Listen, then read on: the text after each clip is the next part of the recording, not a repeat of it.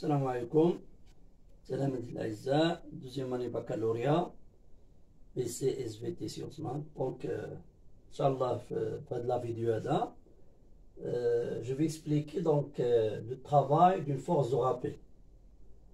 Alors, donc, c'est la dernière question, la mécanique, les oscillateurs mécaniques. Alors, l'objectif d'y aller, donc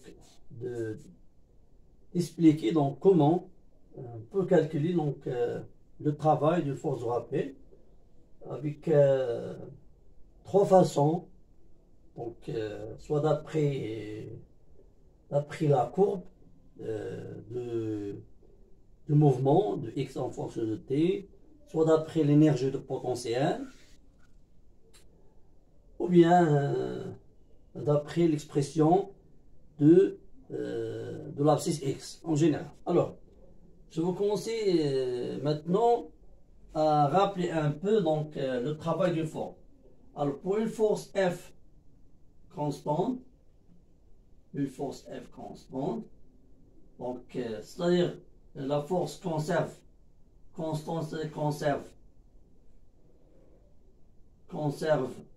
la même direction, le même sens et même norme. D'accord? Une force constante, elle conserve la même direction, même sens et même norme. Alors le travail d'une force constante au corps de déplacement de A vers P égale à F scalaire AP. Et ça, vous avez fait donc en première année en général. Alors, pour calculer ce travail, on a deux façons à calculer ce travail. Alors, soit F AP scalaire cos F AP. D'accord? Par exemple, ça c'est AP et ça c'est F. Il y a un angle alpha ici. Ou bien Fx fois xp moins xa plus Fy yp moins ya. D'accord? Mais en deuxième année, donc on travaille seulement avec la force de rappel. Alors, la force de rappel F, c'est une force variable. Alors, on n'a pas la possibilité d'utiliser la définition de travail d'une force pour une force variable. Alors, pourquoi F variable? Parce que donc, la force de rappel F est égale à moins K X plus le moins delta L0 fois I. Donc, X variable. X est une variable. Alors, F c'est une fonction variable. Alors, pour calculer donc le travail d'une force variable, on a deux façons. Si la force variable de façon discrète, par exemple, de partie change ses propriétés donc d'une partie à l'autre, donc on utilise la sommation. Donc le travail, c'est la somme des travaux élémentaires. Mais pour le cas d'une force variable de façon continue, donc on utilise l'intégrale. D'accord? Alors, le travail d'une force F de A vers P égale l'intégrale de A, donc de TA vers TP, bien l'instant ou bien les positions, donc F scalaire D de L. Alors D de L, c'est quoi D de L? Donc D de L, c'est un déplacement élémentaire. Déplacement élémentaire.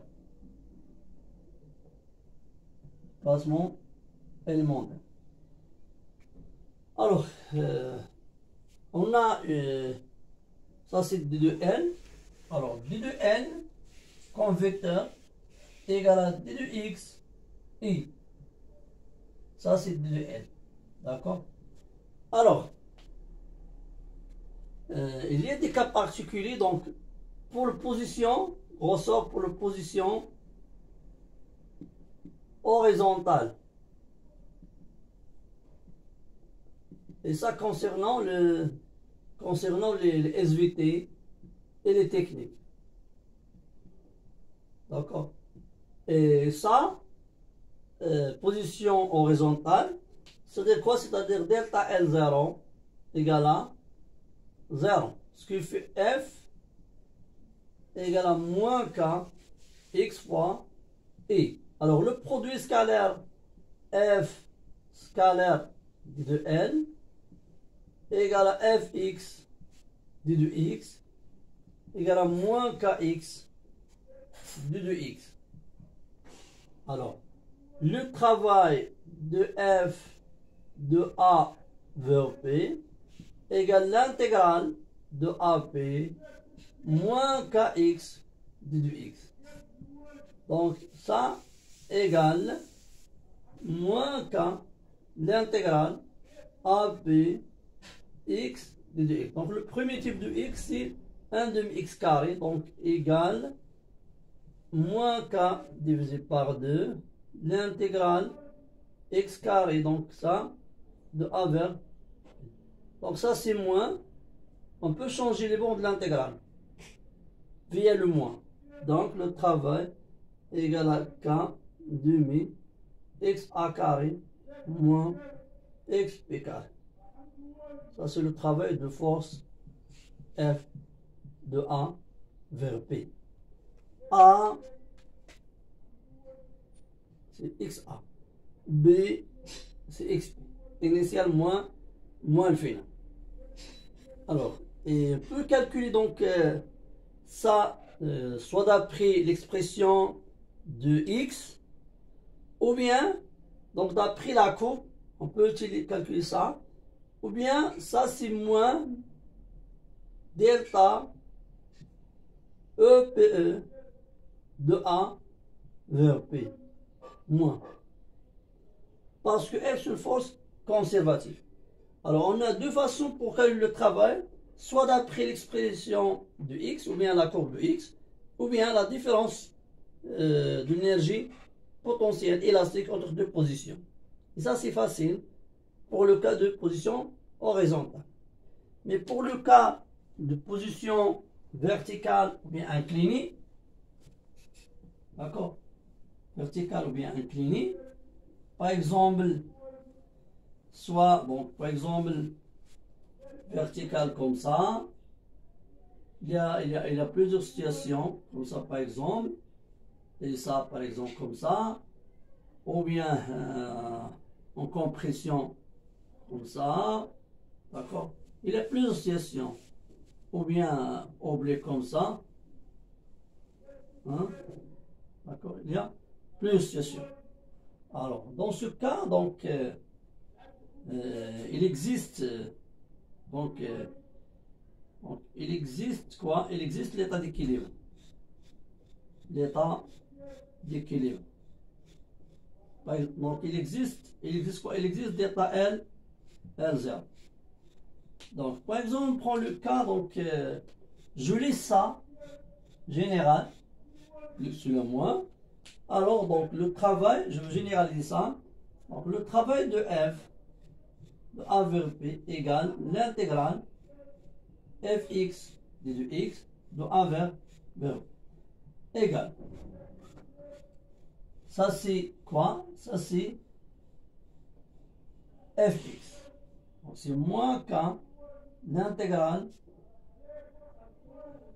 x plus ou la moins delta L 0 d de x. D'accord? Alors, il y a une partie ici, donc, il y a une partie, donc, on peut le séparer comme ça. Moins K, l'intégrale AP, x, d de x, d'accord? Et ça, si on a l'inverse, c'est l'inverse de ça c'est moins. Donc, il y reste moins ou bien plus K delta L0 l'intégrale de AP du X. D'accord? Alors, il a donné quoi? Donc, il a donné que, donc, donc, il y a une partie ici.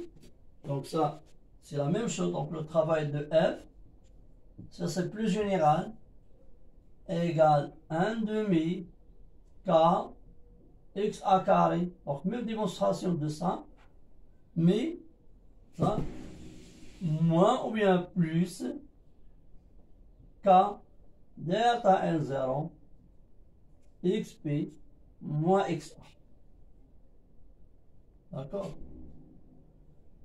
Ça, c'est le travail général. Alors, ça, c'est le travail de F.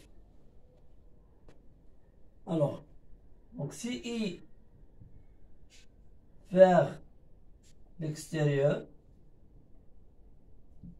c'est I vers l'extérieur. C'est comme ça, par exemple, ça c'est I vers l'extérieur. Hein? Ça c'est comme ça, par exemple, vers l'extérieur. Et ça aussi vers l'extérieur. Dans ce cas, on met plus dans l'expression de la force. Alors, et avec moins ici, devient positif. Donc, ça c'est donc le travail devient positif. Égal à 1 demi K X A carré moins XP carré. Hein, moins K delta L0 XP moins XA. Moins. D'accord, il y a l'inverse. Et dans le cas contraire, donc dans le cas où I vers le ressort, ou bien vers l'intérieur, on met moins, comme ça par exemple, comme ça, hein, d'accord? Ça c'est comme ça, et comme ça. Donc on met moins, mais avec moins ici, il devient plus. Alors le travail, notre travail de F, c'est même expression 1 demi K X A carré moins XP carré plus K delta L0 XP moins XA. Et ça c'est.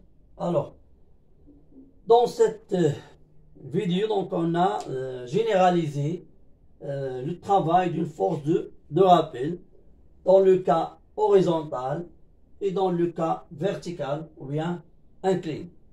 Alors, si vous avez donc, chers élèves, si vous avez des remarques ou bien des questions, donc vous pouvez les laisser dans les commentaires. Et enfin, je vous souhaite donc bonne continuation et bonne compréhension de cette partie. Merci beaucoup, chers élèves.